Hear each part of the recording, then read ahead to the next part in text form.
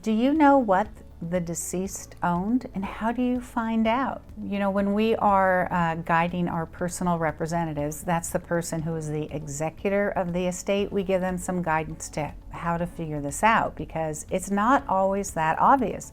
Yes, you know they owned a house and they owned a car and the stuff that's in the house, but what else? What about what bank accounts are there? What life insurance policies are there? What other financial assets might there be?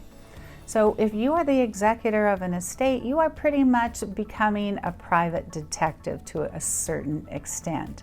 How are you going to find out what did the deceased own?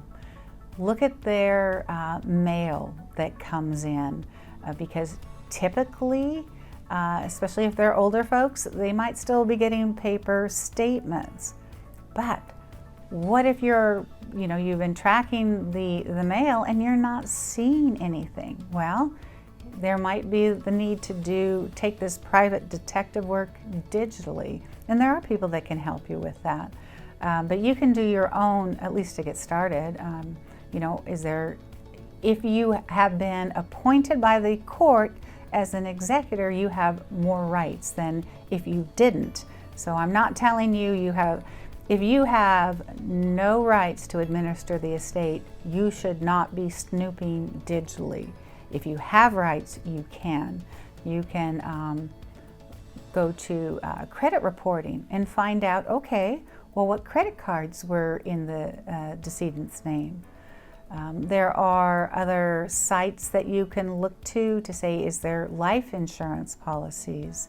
But if the person for whom you are administering their estate, if they didn't leave you good records, you may very well be missing things. So do seek an attorney who, when we do probates, we work with other people who are not necessarily private detectives, but along those lines to find out what assets there might be.